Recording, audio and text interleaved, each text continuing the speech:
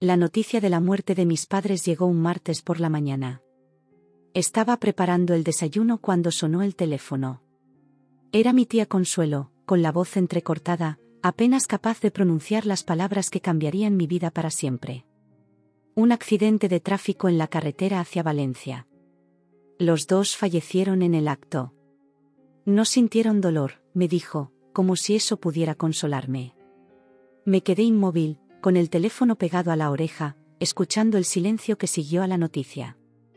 Daniel entró en la cocina y me encontró así, paralizada. Se dio cuenta de inmediato que algo terrible había sucedido. Me abrazó mientras yo seguía sin poder reaccionar. Ni siquiera podía llorar. Era como si mi cuerpo hubiera olvidado cómo hacerlo.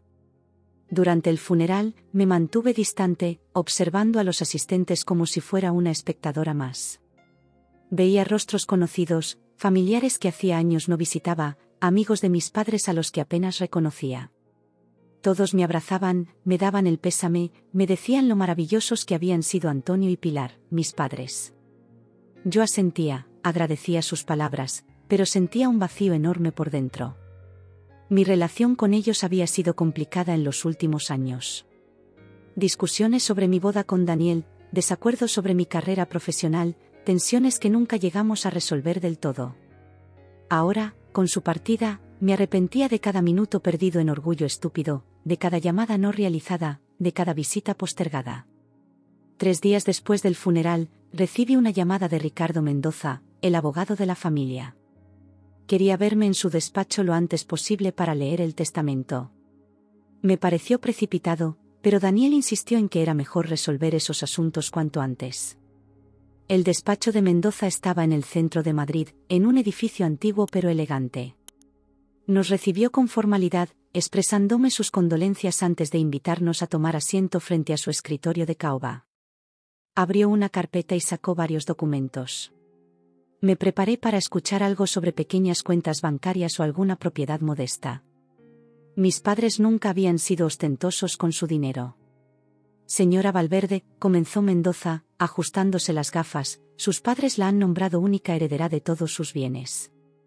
Asentí, esperando que continuara con los detalles. Pero nada me había preparado para lo que vendría a continuación. Entre estos bienes se encuentra la finca Los Almendros, valorada en 579 millones de euros.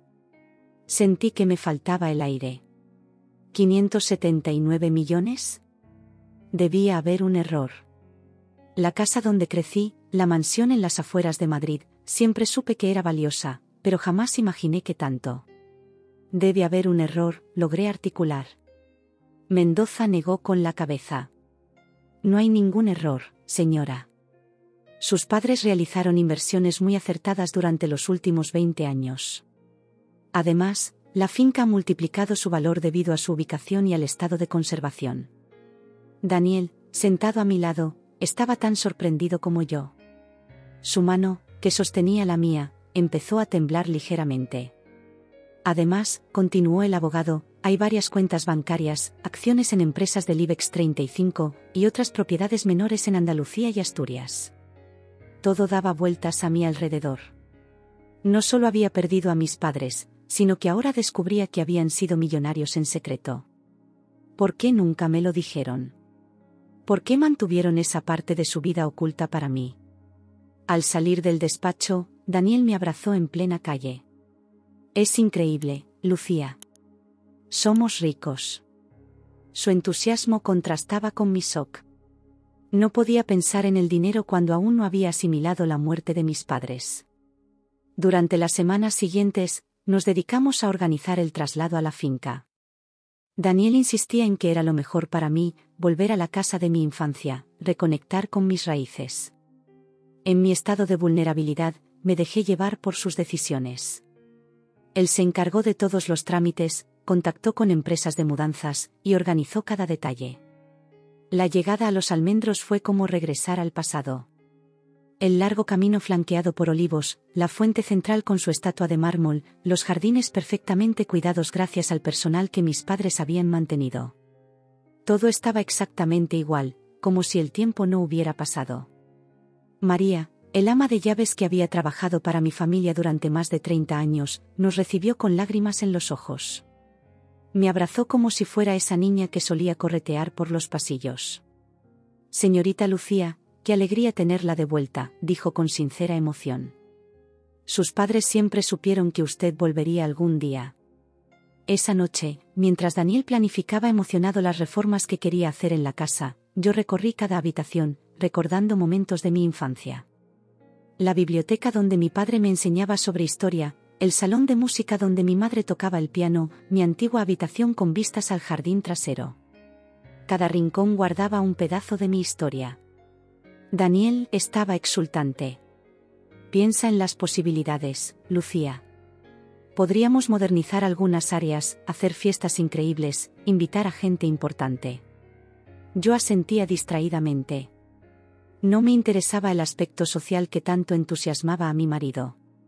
Solo quería sentir cerca a mis padres de alguna manera, entender por qué habían mantenido en secreto su fortuna, descubrir qué otros misterios guardaba aquella mansión. Lo que no podía imaginar en ese momento es que mi herencia despertaría la codicia de personas en las que había depositado toda mi confianza. Que cada piedra de esa majestuosa propiedad se convertiría en objeto de deseo y traición. Que mi duelo apenas comenzaba, y que la pérdida de mis padres sería solo el primero de muchos dolores que tendría que enfrentar. Esa noche, mientras Daniel dormía profundamente a mi lado, contemplé el techo de nuestra habitación, el mismo que había observado tantas veces durante mi niñez, y tuve la extraña sensación de que mis padres intentaban decirme algo.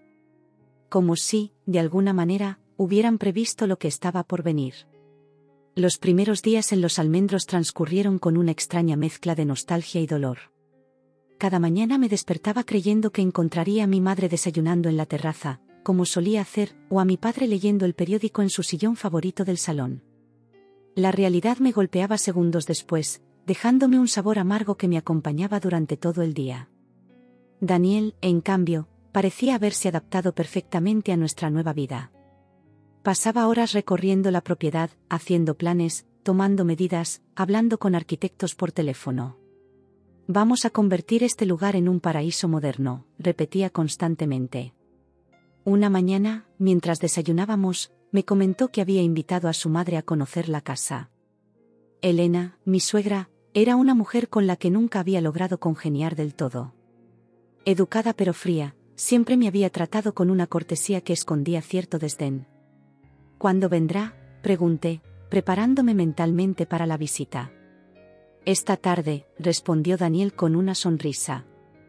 Está muy emocionada por ver dónde vivimos ahora. Me sorprendió la premura, pero no dije nada. Al fin y al cabo, era la madre de mi esposo y tenía derecho a visitarnos. Dediqué la mañana a organizar una de las habitaciones de invitados y a pedirle a María que preparara algo especial para la cena. El timbre sonó a las 5 de la tarde. Desde la ventana de mi habitación, vi un taxi detenerse frente a la entrada principal. Me extrañó ver cómo del vehículo no solo descendía Elena, sino también 4 personas más: Carmela, la hermana de mi suegra, Roberto, su cuñado, y los 2 hijos adolescentes de estos, Marcos y Sofía. Bajé rápidamente las escaleras, encontrándome con Daniel en el vestíbulo, quien ya abría la puerta principal. «Mamá», exclamó, abrazando a Elena. Mi suegra entró como si fuera la dueña del lugar, seguida por su comitiva familiar. Nadie parecía sorprendido por presentarse sin invitación. Carmela incluso cargaba 2 maletas, que dejó caer en medio del vestíbulo con un suspiro de alivio. «¡Qué viaje tan agotador!», exclamó. «¿Dónde está nuestra habitación, Daniel?» «Habitación. ¿En plural?». Me quedé paralizada, intentando procesar lo que estaba sucediendo. Elena se acercó y me dio 2 besos superficiales en las mejillas. «Lucía, querida, qué casa tan impresionante. Siempre supe que tu familia tenía dinero, pero esto supera mis expectativas». Su tono condescendiente me irritó, pero antes de poder responder, los adolescentes ya corrían escaleras arriba, gritando que querían elegir las mejores habitaciones. «Daniel», llamé a mi esposo, intentando mantener la calma. «¿Podemos hablar un momento?». Lo llevé a la biblioteca, cerrando la puerta tras nosotros. «¿Qué está pasando? ¿Por qué ha venido toda tu familia?». Daniel se encogió de hombros, evitando mi mirada. Mi madre me pidió traer a Carmela y su familia. Están pasando por un mal momento económico, ya sabes. El negocio de Roberto no va bien, y pensé que podrían quedarse unos días hasta que se reorganicen. ¿Unos días? Daniel, han traído maletas. Parecen dispuestos a instalarse permanentemente. Exageras, cariño. Esta casa es enorme, apenas notaremos que están aquí. Quise protestar, explicarle que necesitaba espacio y tranquilidad para procesar mi duelo, pero la expresión de Daniel me detuvo. Había algo en sus ojos, una determinación que no reconocía. Como si hubiera tomado una decisión y nada de lo que yo dijera pudiera cambiarla. Está bien, cedí finalmente. Pero deja claro que es temporal. Daniel sonrió, me dio un beso rápido y salió de la biblioteca. Lo seguí hasta el salón, donde encontré a Elena y Carmela examinando los cuadros y objetos de valor con un interés que me pareció excesivo. Esta porcelana debe valer una fortuna, comentaba Carmela, sosteniendo un jarrón de la dinastía Ming que mi padre había adquirido en un viaje a China. Todo aquí vale una fortuna, respondió Elena con una sonrisa. Y ahora es de la familia. Me sentí incómoda con ese comentario. Como si mi herencia fuera repentinamente una propiedad colectiva. Durante la cena, la incomodidad se transformó en indignación. Roberto monopolizó la conversación, hablando de sus fracasos empresariales como si fueran hazañas, mientras Elena y Carmela discutían qué cambios harían en la decoración. Este comedor es demasiado anticuado, declaró mi suegra. Necesitamos algo más moderno, más acorde con el siglo XXI. Y esos cuadros oscuros deberían ir al sótano, añadió Carmela. Son deprimentes. Apreté los puños bajo la mesa. Esos cuadros eran las obras favoritas de mi padre, seleccionadas con cuidado durante años. No vamos a cambiar nada por ahora, dije con firmeza. Acabo de perder a mis padres y necesito tiempo antes de hacer modificaciones en su casa. Un silencio incómodo siguió a mis palabras. Elena me miró con algo parecido a la lástima. Querida, entiendo tu dolor, pero no puedes vivir en un museo.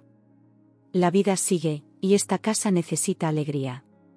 Quise responderle que la alegría no tenía nada que ver con cambiar la decoración, sino con respetar la memoria de quienes ya no estaban, pero Daniel intervino. Mi madre tiene razón, Lucía. Necesitamos hacer de este lugar nuestro hogar. Nuestro hogar.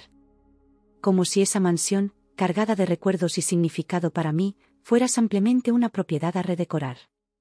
Los días siguientes fueron una pesadilla. La familia de Daniel se instaló como si la casa les perteneciera. Repartieron las habitaciones del ala este, la más lujosa, entre ellos. Los adolescentes pasaban horas en la piscina, dejando toallas mojadas por todas partes y vaciando la nevera. Roberto convirtió el estudio de mi padre en su oficina temporal, llenándolo de papeles y convirtiendo las estanterías de libros en archivadores para sus documentos. Una tarde, regresando de dar un paseo por los jardines, encontré a Elena hurgando en el joyero de mi madre. ¿Qué estás haciendo?, pregunté, alarmada. Mi suegra ni siquiera tuvo la decencia de mostrarse avergonzada. Solo estaba admirando estas piezas. Son exquisitas. Y privadas, añadí, cerrando el joyero. Te agradecería que no tocaras las cosas personales de mi madre. Elena sonrió, pero sus ojos permanecieron fríos. No seas tan posesiva, Lucía. Ahora somos una familia. Esa noche, intenté nuevamente hablar con Daniel. Lo encontré en la sala de billar, jugando con Roberto. Necesitamos establecer algunos límites, le dije. Tu familia está tomando demasiadas libertades. Roberto soltó una carcajada mientras embolsaba una bola. La chica está celosa de compartir su palacio. Daniel me lanzó una mirada de advertencia. No es el momento, Lucía. Hablamos después. Pero ese, después, nunca llegaba. Mi esposo siempre encontraba una excusa para evitar la conversación. Empecé a sentirme aislada en mi propia casa, como si fuera una intrusa en lugar de la propietaria. Una mañana, mientras servían el desayuno, Elena anunció que había invitado a unos amigos a pasar el fin de semana. «¿Perdona?», interrumpí. «Esta sigue siendo mi casa, Elena. No puedes invitar a gente sin consultarme».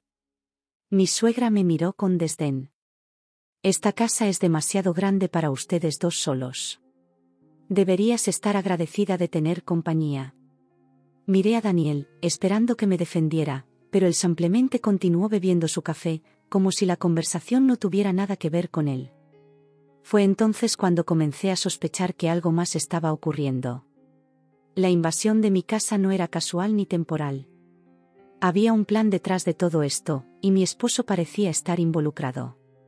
Esa noche no pude conciliar el sueño. Las actitudes de la familia de Daniel, su propia pasividad ante la situación, y la sensación creciente de que estaba perdiendo el control de mi vida me mantenían despierta. A mi lado, Daniel dormía profundamente, ajeno a mi angustia, o quizás fingiendo estarlo. Cerca de las 3 de la madrugada, me levanté. Necesitaba un vaso de agua y algo de tranquilidad. La casa estaba en silencio, apenas iluminada por la luz de la luna que se filtraba por los grandes ventanales. Bajé descalza por la escalera principal, evitando los peldaños que sabía que crujían. Conocía cada rincón de los almendros, cada secreto arquitectónico, cada pasillo oculto. Era mi hogar, después de todo. Al llegar al pasillo de la planta baja, noté una tenue luz que salía del despacho de mi padre. Alguien estaba despierto a esa hora. Me acerqué con cautela, sin hacer ruido. La puerta estaba entreabierta. Desde mi posición podía ver parte del interior, una lámpara de mesa encendida, 2 siluetas proyectadas en la pared. «Mamá, tienes que ser más paciente», escuché decir a Daniel con un tono de voz que nunca le había oído usar conmigo, firme y autoritario. «Estamos siguiendo el plan tal como lo acordamos». «Tu esposa está empezando a sospechar», respondió Elena. «No tenemos mucho tiempo antes de que consulte con otro abogado o descubra que has estado falsificando su firma». Mi corazón dio un vuelco. ¿Falsificando mi firma? ¿En qué documentos? ¿Qué plan estaban siguiendo? Eso no pasará, aseguró Daniel. Lucía confía en mí completamente. Está demasiado afectada por la muerte de sus padres como para cuestionar lo que hago. Para cuando se dé cuenta, ya será demasiado tarde. ¿Hablaste con Mendoza?, preguntó Elena. Sí. Está todo arreglado. Mañana firmará el poder notarial pensando que son documentos rutinarios para la gestión de las propiedades. Con eso podré transferir la titularidad de la finca a nuestro nombre. No podía creer lo que estaba escuchando. Mi propio esposo, el hombre con el que había compartido 6 años de mi vida, estaba confabulando para robarme mi herencia. ¿Desde cuándo planeaba esto? ¿Nuestro matrimonio había sido una farsa desde el principio? ¿Y si se niega a firmar?, insistió Elena. Daniel soltó una risa seca que me heló la sangre. No lo hará. He estado mezclando un sedante suave en su té nocturno. Está aturdida la mayor parte del tiempo. Apenas se concentra en lo que le digo. Todo empezó a cobrar sentido. Mi confusión constante, la dificultad para concentrarme, esa niebla mental que me acompañaba durante el día. No era el duelo, era que estaban drogándome. Una vez que tengamos la finca a nuestro nombre, continuó Daniel, podremos venderla por partes. El terreno solo vale millones. Ya tengo compradores interesados en las hectáreas del norte, cerca del río. ¿Y Lucía?, preguntó Elena con un tono que sugería que mi futuro le importaba poco. Hubo un silencio que me pareció eterno. Pegué mi oído a la puerta, conteniendo la respiración.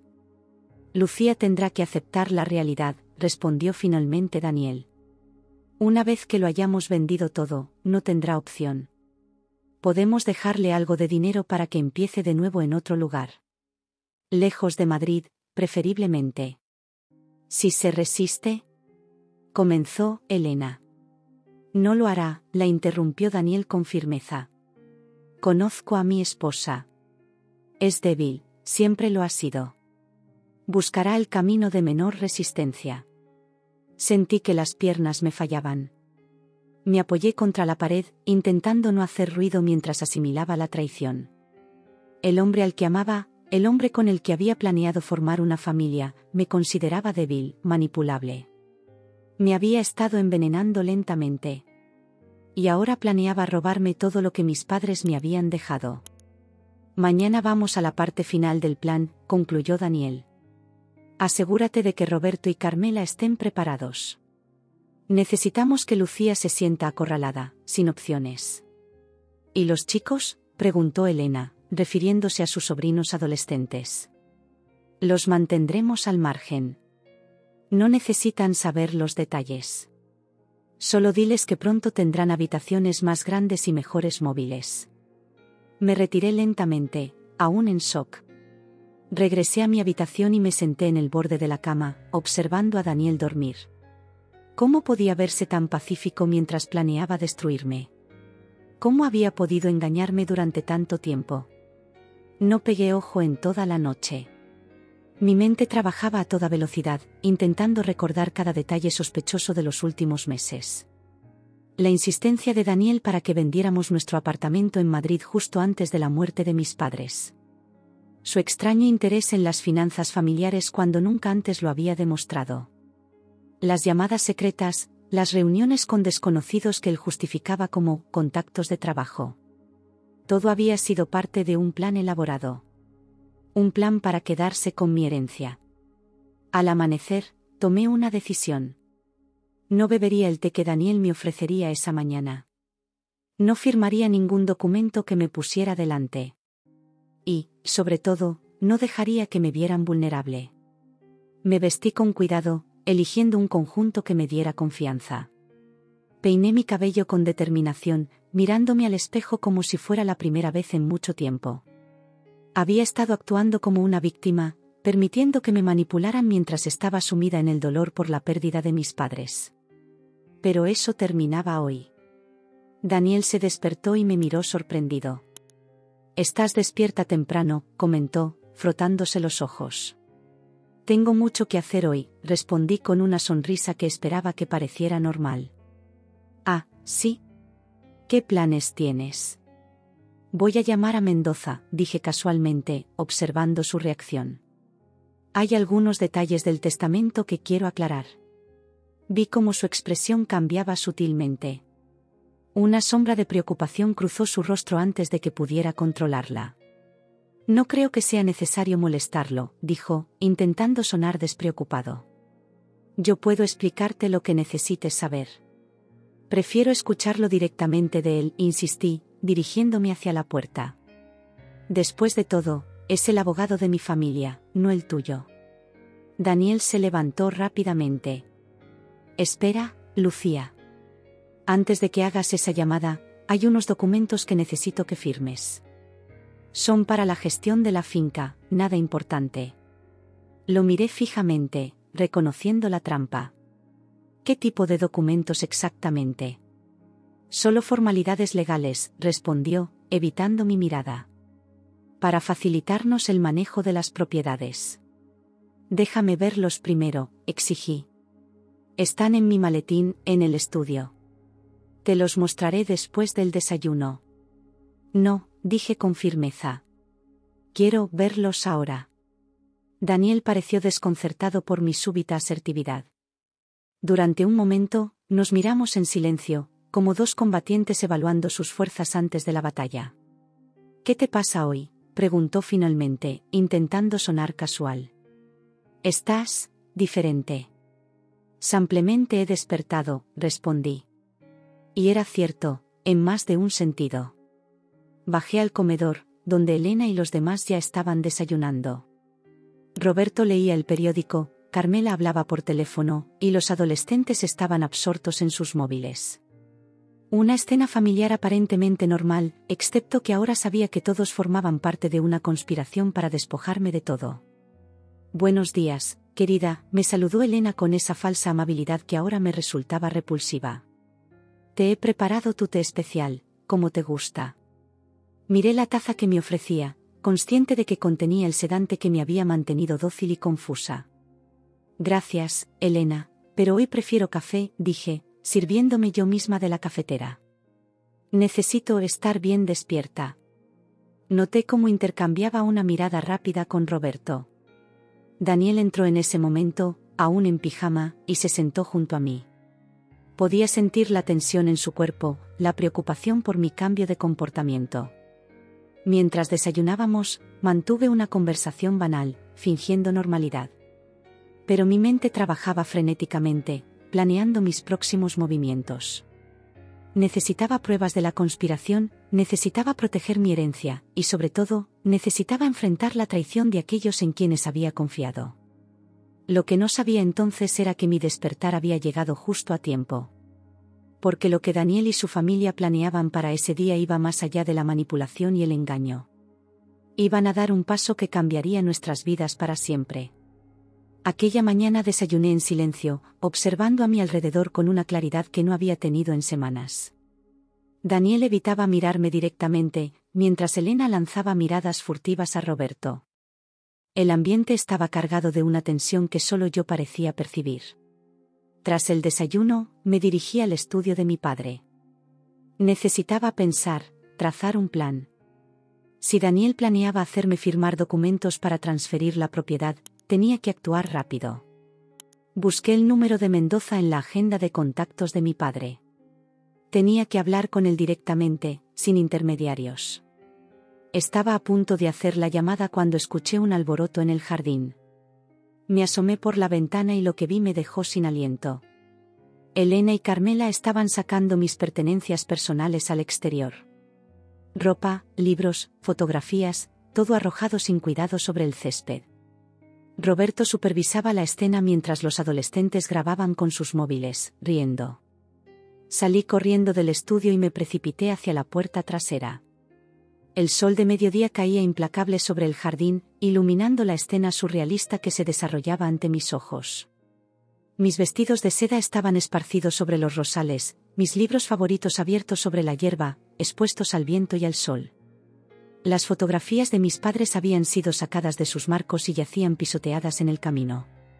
¿Qué demonios estáis haciendo?, grité, corriendo hacia Elena, que en ese momento vaciaba una caja con mis documentos personales.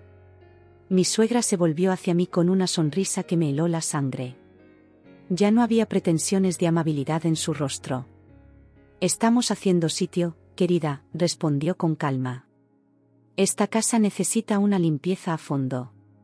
Estas son mis cosas. No tenéis ningún derecho».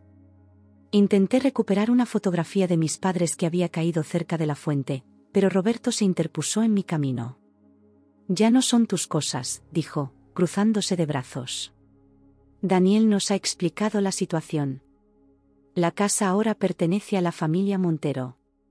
Busqué a Daniel con la mirada. Estaba de pie en el porche, observando la escena sin intervenir.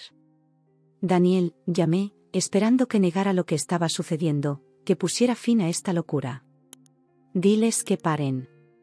Se acercó lentamente, con las manos en los bolsillos y una expresión que no supe interpretar. «Lucía», comenzó con tono condescendiente, como si hablara con una niña, «creo que es mejor que te vayas unos días. Quizás a casa de alguna amiga. Necesitas espacio para asimilar los cambios». «¿Cambios? ¿De qué cambios hablas?» «La finca ahora está a nombre de mi madre y mío», explicó con naturalidad. «Firmaste la transferencia hace 3 días. Sentí que me faltaba el aire. Yo no he firmado nada semejante». Daniel sacó un documento de su bolsillo trasero y me lo mostró. Allí estaba mi firma, al pie de un documento notarial. Una firma que parecía auténtica, pero que yo sabía que era falsificada. «Esto es ilegal», dije, intentando mantener la calma. «No firmaré nada más y denunciaré esta falsificación». Elena soltó una carcajada. «¿Y quién te va a creer? El notario ya ha validado la transferencia. Todos los papeles están en regla. Colaboré personalmente con Mendoza», añadió Daniel. «El abogado de tu familia está completamente de acuerdo con la transacción». No podía creerlo. ¿Mendoza también formaba parte de la conspiración? ¿El hombre en quien mis padres habían confiado durante décadas? Esto no quedará así, advertí, sintiendo como la ira reemplazaba al shock inicial. Ya ha quedado así, sentenció Elena. Y ahora, si no te importa, tenemos mucho trabajo que hacer. Esta casa necesita una renovación completa. Carmela continuó arrojando mis pertenencias al jardín, comentando lo anticuadas que eran mis prendas, lo pasados de moda que estaban mis libros. Los adolescentes seguían grabando, convirtiendo mi humillación en un espectáculo para sus redes sociales.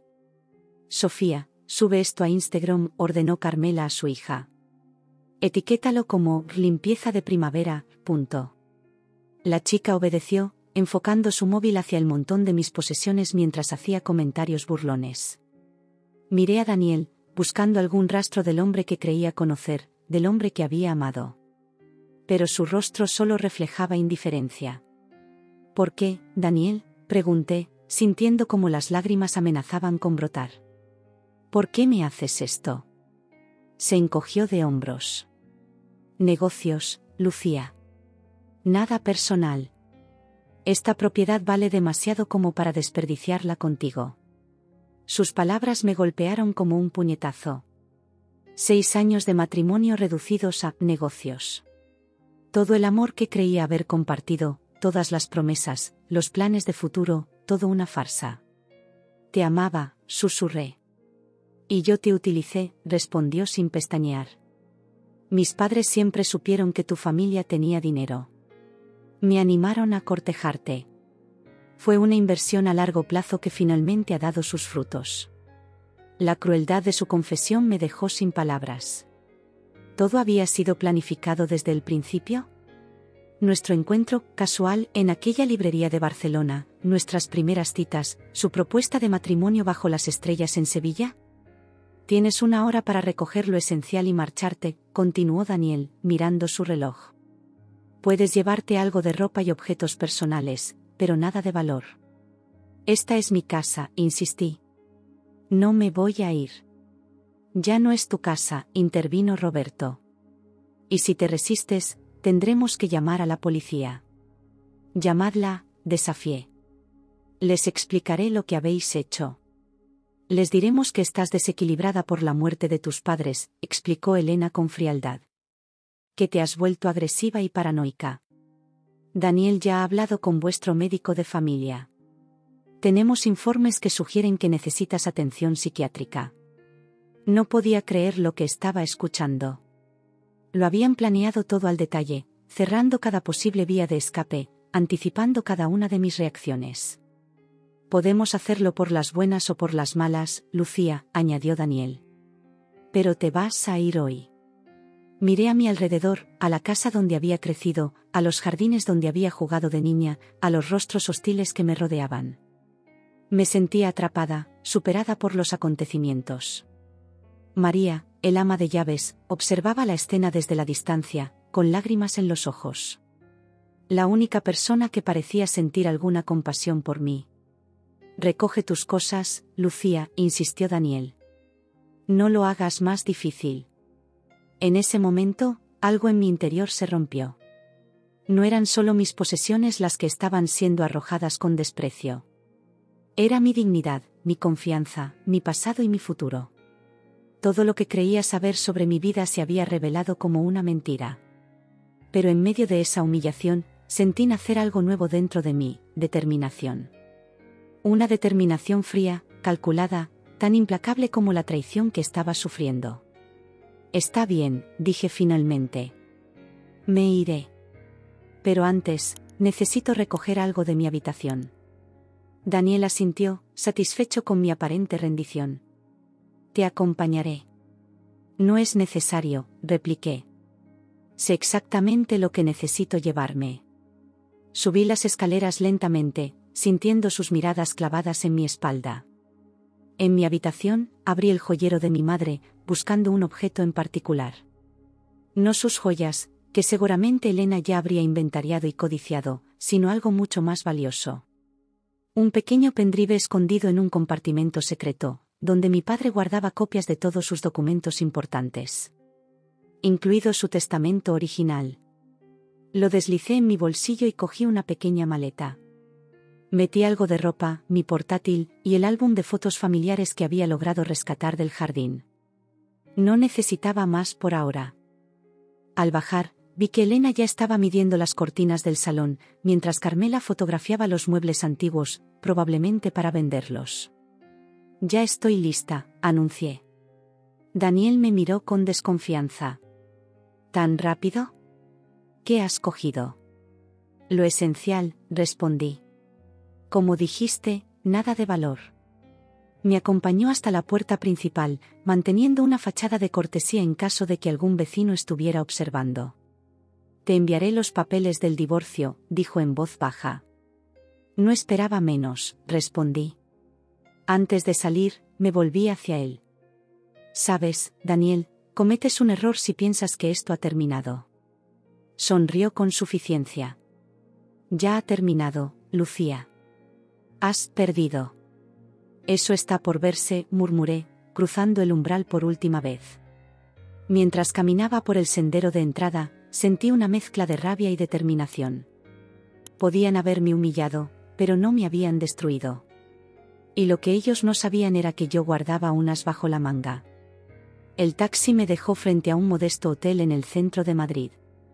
No quería ir a casa de ninguna amiga, sabía que Daniel las llamaría para localizarme. Necesitaba tiempo y espacio para pensar, para elaborar un contraataque. Una vez en la habitación, encendí mi portátil y conecté el pendrive. Contenía cientos de archivos organizados meticulosamente, típico de mi padre.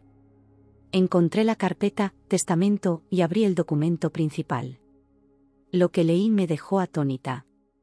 Mi padre, Antonio Valverde, no había sido solo un empresario exitoso. Había sido un hombre precavido, casi paranoico respecto a la protección de su patrimonio. El testamento establecía claramente que la finca Los Almendros no podía ser vendida ni transferida durante un periodo de 10 años tras su muerte. Además, había creado un fideicomiso blindado legalmente, del cual yo era la única beneficiaria. Pero había más. En una carpeta titulada «Daniel», encontré algo que me heló la sangre: informes de un detective privado que mi padre había contratado para investigar a mi esposo. Fotografías de Daniel reuniéndose con hombres de aspecto sospechoso, transcripciones de llamadas telefónicas, extractos bancarios que mostraban transferencias irregulares. Mi padre había descubierto la verdadera naturaleza de Daniel mucho antes que yo, pero nunca me lo había dicho directamente. Había también una carta dirigida a mí, fechada apenas un mes antes del accidente que se llevó sus vidas. «Querida Lucía, si estás leyendo esto, significa que mis sospechas eran fundadas. Nunca confié en Daniel, aunque intenté darle el beneficio de la duda por tu felicidad. Contraté a un investigador hace 3 años, cuando comenzó a hacer preguntas demasiado específicas sobre nuestras finanzas. He tomado medidas para proteger tu futuro. La finca y todos los bienes están asegurados legalmente. Nadie, ni siquiera tú misma, puede transferirlos sin cumplir condiciones específicas que he establecido con mi abogado de confianza, Javier Sáez. No Mendoza, en quien ya no confío. Contacta a Javier de inmediato si algo me sucede. Él tiene instrucciones precisas.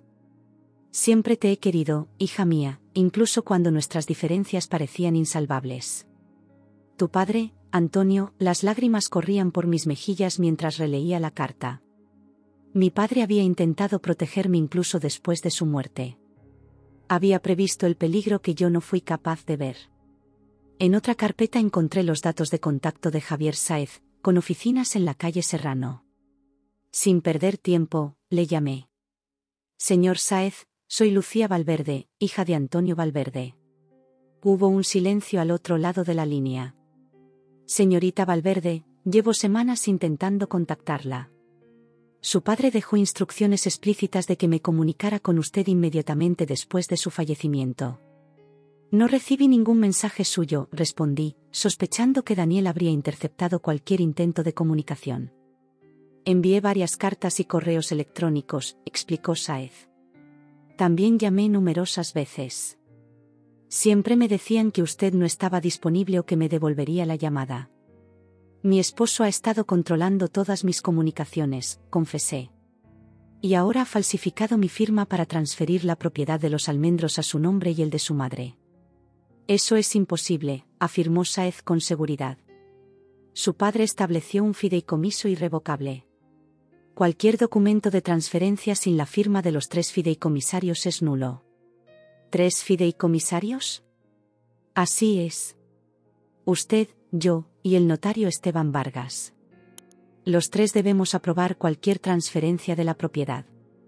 Es un mecanismo de seguridad que su padre diseñó específicamente para proteger sus bienes de influencias externas. Una oleada de alivio me recorrió.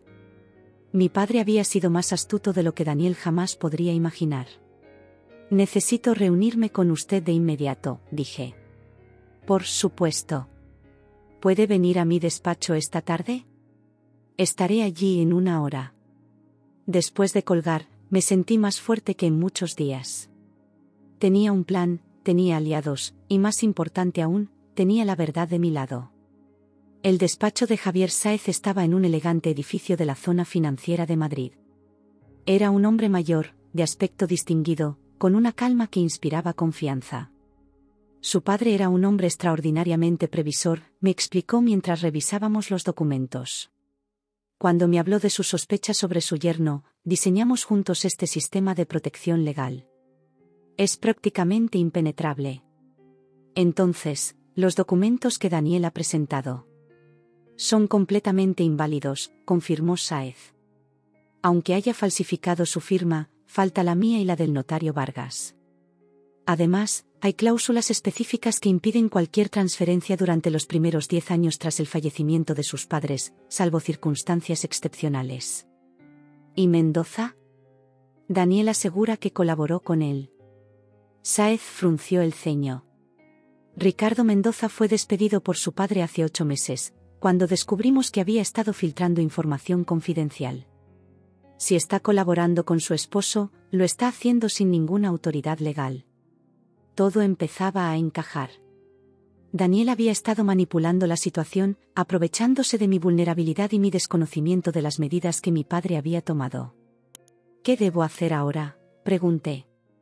En primer lugar, vamos a presentar una denuncia por falsificación documental, explicó Sáez. También solicitaremos una orden de alejamiento contra su esposo y su familia.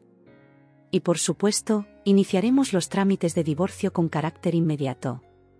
¿Y la casa? Ellos están allí ahora, destruyendo y cambiando cosas. Llamaremos a la policía, respondió Sáez con determinación. Tenemos todos los documentos que prueban su propiedad legítima. Los desalojarán hoy mismo. 2 horas después, con todos los papeles necesarios en orden, nos dirigimos a Los Almendros acompañados por 2 patrullas de policía. Mi corazón latía con fuerza mientras el coche se acercaba a la propiedad. No sabía qué esperar, cómo reaccionaría Daniel al verse descubierto. Los agentes entraron primero, identificándose ante Roberto, que abrió la puerta con expresión de sorpresa.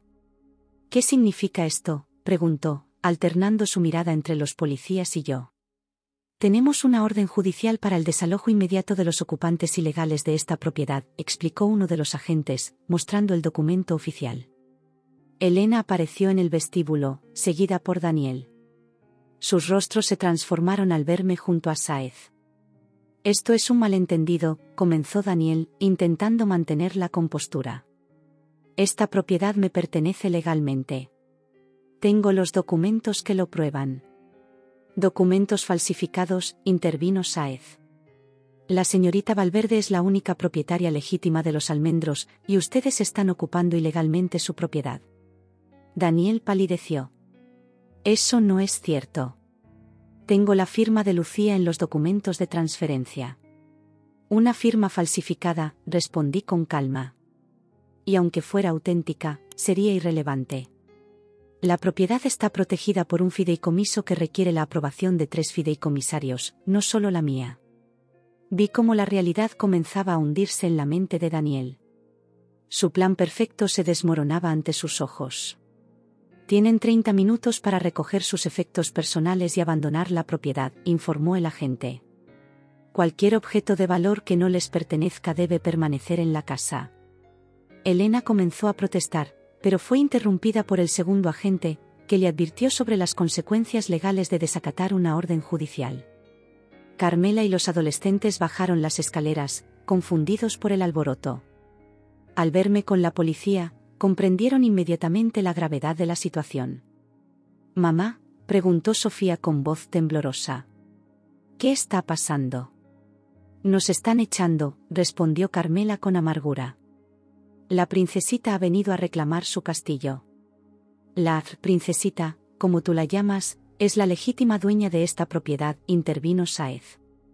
«Y ustedes han intentado apropiarse de ella mediante documentos fraudulentos». Daniel se acercó a mí mientras su familia subía a recoger sus pertenencias. «No puedes hacernos esto», dijo en voz baja, con una mezcla de rabia y súplica en sus ojos. «Hemos estado juntos 6 años. ¿Significo algo para ti?» Lo miré directamente a los ojos, esos ojos que una vez creí que reflejaban amor sincero. «Significabas todo para mí, Daniel. Y me traicionaste de la peor manera posible. Intentaste robarme no solo mi herencia, sino mi dignidad, mi confianza, mi capacidad para creer en las personas». «Podemos arreglarlo», insistió, bajando aún más la voz para que los policías no le oyeran. «Lleguemos a un acuerdo. Mitad y mitad. Es una oferta generosa». Solté una risa amarga. ¿Generosa? ¿Después de haberme drogado, manipulado y humillado? No, Daniel. No habrá acuerdos. Habrá consecuencias. Su rostro se endureció. Te arrepentirás de esto, Lucía. Nadie me humilla y sale impune. Oficial, llamé, sin apartar la mirada de Daniel. Mi esposo acaba de amenazarme. El agente se acercó de inmediato. Señor, aléjese de la señora Valverde. Cualquier amenaza será añadida a los cargos ya existentes. Daniel retrocedió, fulminándome con la mirada antes de subir a recoger sus cosas. 30 minutos después, observé cómo la familia Montero al completo salía de mi casa, cargando maletas y bolsas, escoltados por la policía hasta varios taxis que esperaban en la entrada. Elena se detuvo un momento antes de subir a su vehículo. «Esto no ha terminado», siseó. «Tienes razón», respondí con tranquilidad. «Apenas está comenzando. Las denuncias por falsificación documental, intento de estafa y administración de sustancias nocivas ya están en marcha. Os veré en los tribunales». Mientras los taxis se alejaban, sentí que un peso enorme se levantaba de mis hombros. Entré en mi casa, mi verdadero hogar, acompañada por Sáez. «Su padre estaría orgulloso», comentó el abogado. «Ha demostrado una fortaleza que pocos tendrían en estas circunstancias». Asentí, recorriendo con la mirada el vestíbulo donde tantos recuerdos habitaban. Tenía que hacerlo, no solo por mí, sino por ellos. Por la memoria de mis padres.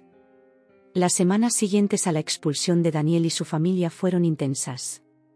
Con la ayuda de Javier Sáez, presenté múltiples denuncias: falsificación documental, intento de estafa, administración de sustancias sin consentimiento y coacciones.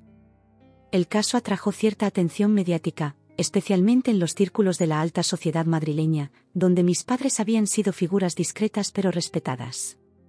La policía registró el apartamento de Daniel en Barcelona y encontró evidencia que respaldaba mis acusaciones: frascos de sedantes, copias de mi firma que había estado practicando, y lo más perturbador, un diario detallado donde había anotado meticulosamente cada paso de su plan para apoderarse de mi herencia.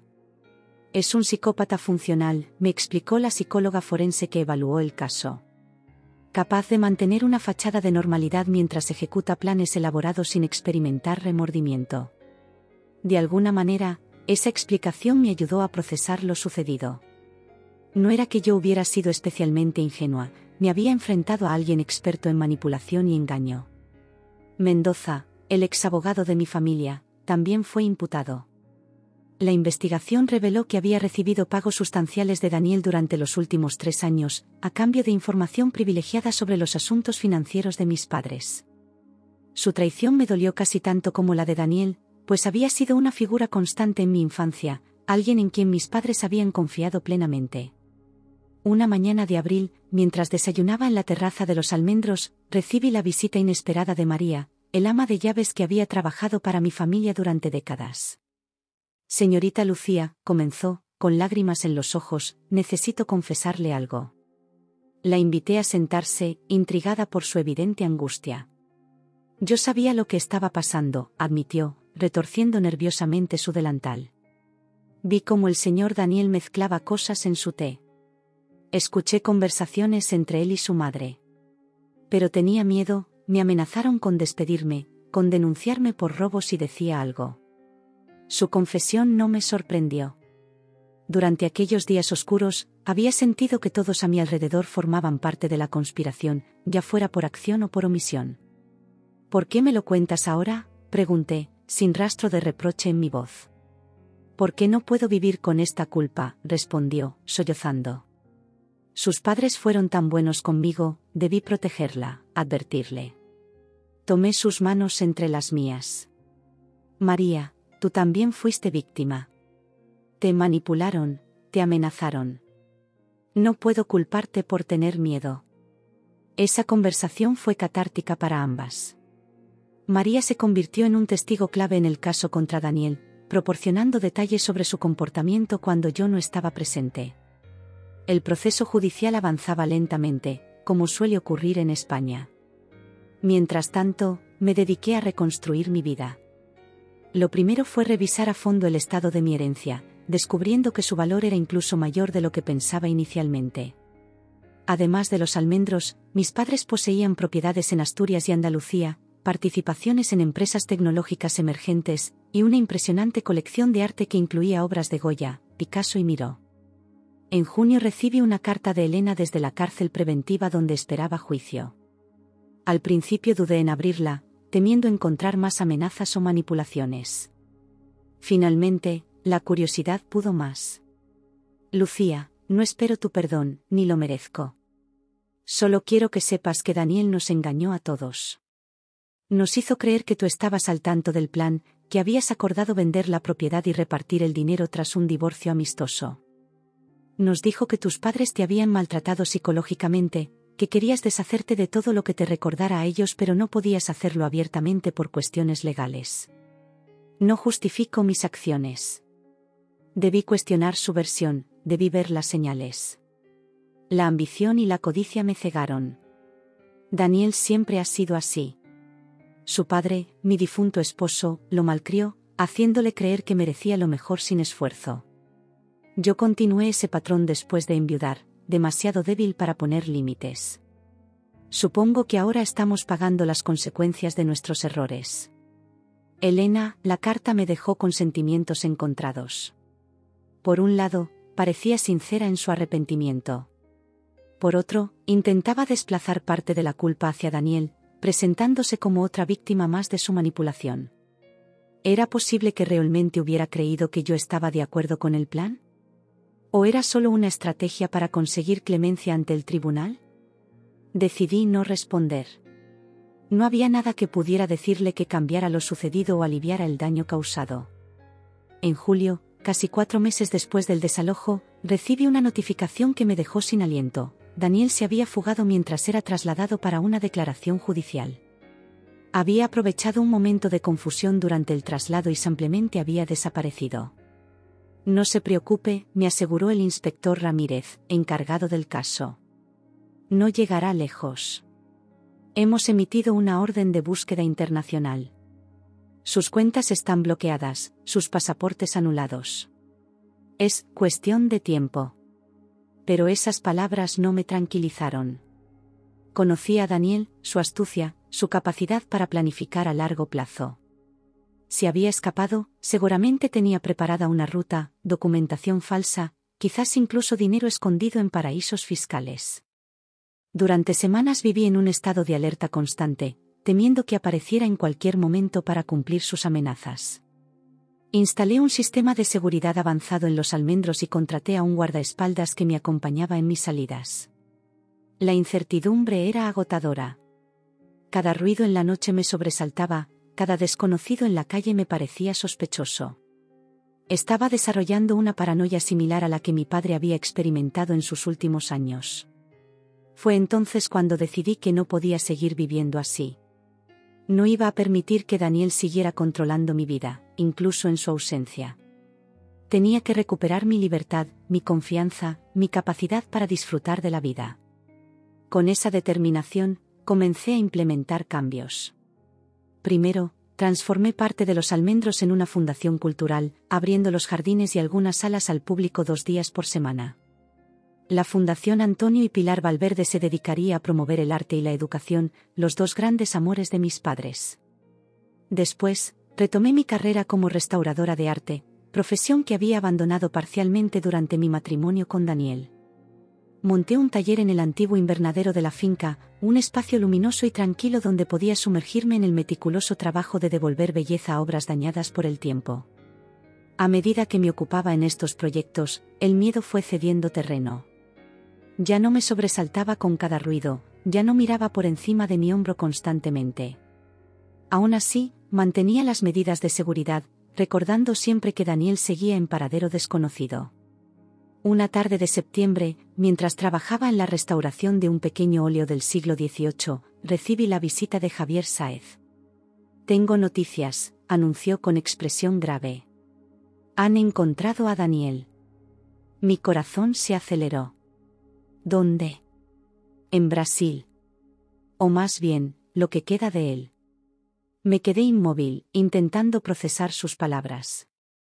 Al parecer, intentó establecer contacto con ciertos elementos del crimen organizado en Río de Janeiro. Quería comprar documentación falsa, quizás refugio.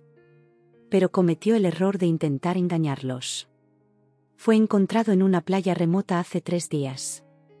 La identificación ha sido confirmada mediante pruebas de ADN. Un escalofrío me recorrió la espalda. A pesar de todo lo que me había hecho, la noticia de su muerte violenta me impactó profundamente. ¿Y los demás?, pregunté, refiriéndome a su familia. Elena, Roberto y Carmela seguirán enfrentando cargos. Los adolescentes probablemente recibirán medidas menos severas, considerando su edad y su papel secundario en los hechos. Asentí, aún procesando la noticia de la muerte de Daniel. No sentía alegría, ni siquiera alivio. Solo una extraña sensación de cierre, como si un capítulo oscuro de mi vida hubiera llegado finalmente a su fin. Esa noche, después de que Sáez se marchara, salí al jardín y contemplé las estrellas. El mismo cielo que Daniel y yo habíamos observado tantas veces durante nuestro noviazgo, cuando creía que nuestro amor era verdadero. Por primera vez en mucho tiempo, lloré. No por Daniel, sino por la persona que yo había sido, confiada, inocente, capaz de amar sin reservas. Esa Lucía había muerto durante aquellos días terribles de traición y humillación. En su lugar había surgido una mujer más fuerte, más cauta, quizás algo más cínica, pero también más sabia. Los meses siguientes trajeron consigo el juicio contra Elena, Roberto, Carmela y Mendoza. Todos fueron declarados culpables en diversos grados y sentenciados a penas de prisión e indemnizaciones económicas. No asistí a las sesiones, ni seguí el caso en los medios. Me bastaba con saber que la justicia había seguido su curso. La Fundación Valverde ganó prestigio rápidamente, atrayendo a estudiantes, artistas y turistas que disfrutaban de los jardines históricos y las colecciones de arte. Contraté a un equipo de profesionales apasionados para gestionarla, permitiéndome continuar con mi trabajo de restauración sin distracciones. Un año después de la muerte de Daniel, vendí el apartamento que habíamos compartido en Barcelona. Fue un acto simbólico de liberación, de cortar el último vínculo material con mi pasado. Con el tiempo, aprendí a confiar nuevamente. No de forma ingenua, como antes, sino con cautela y discernimiento. Hice nuevas amistades, personas que me valoraban por quien era, no por lo que poseía. Una tarde, mientras supervisaba la instalación de una nueva exposición en la galería principal de la Fundación, recibí una visita inesperada. Era Santiago, el hijo de Javier Sáez, un joven arquitecto que había conocido brevemente durante el proceso legal. Mi padre me pidió que te entregara estos documentos personalmente, explicó, mostrándome una carpeta. Son los certificados de cierre definitivo de todos los casos relacionados con Daniel y su familia. Le invité a tomar un café en la terraza, donde hablamos sobre arte, arquitectura y los proyectos futuros de la Fundación. Su conversación era refrescante, inteligente, desprovista de segundas intenciones. Mi padre me ha hablado mucho de ti, comentó Santiago. Dice que eres la persona más resiliente que ha conocido. Sonreí, pensando en todo lo que había superado. La adversidad tiene ese efecto. O te rompe, o te fortalece. Yo decidí no romperme. Santiago me miró con admiración, y por primera vez en mucho tiempo, sentí esa chispa, esa posibilidad de algo nuevo floreciendo. No era amor, al menos no todavía, pero era esperanza. La esperanza de que, después de la tormenta, también puede haber días soleados. Mientras lo acompañaba a la salida, me detuve un momento para contemplar los almendros en todo su esplendor, bañada por la luz dorada del atardecer. Esta casa, que había sido testigo de tanta felicidad y tanto dolor, seguía en pie, igual que yo. ¿Estás bien?, preguntó Santiago, notando mi momentánea distracción. Mejor que nunca, respondí con sinceridad. Y era cierto. Había perdido mucho, a mis padres, años de mi vida junto a un hombre que nunca me amó realmente, parte de mi capacidad para confiar ciegamente. Pero también había ganado algo invaluable, la certeza de que podía enfrentar lo peor y sobrevivir, de que mi valor no dependía de nadie más que de mí misma. Mientras Santiago se alejaba, prometiendo volver pronto, sentí una profunda gratitud hacia mis padres. No solo por la herencia material que me habían dejado, sino por haberme inculcado la fuerza de carácter que me permitió resistir cuando todo parecía perdido. Esta era mi historia, y yo había decidido cómo terminarla, no como una víctima, sino como una superviviente. No con venganza, sino con libertad.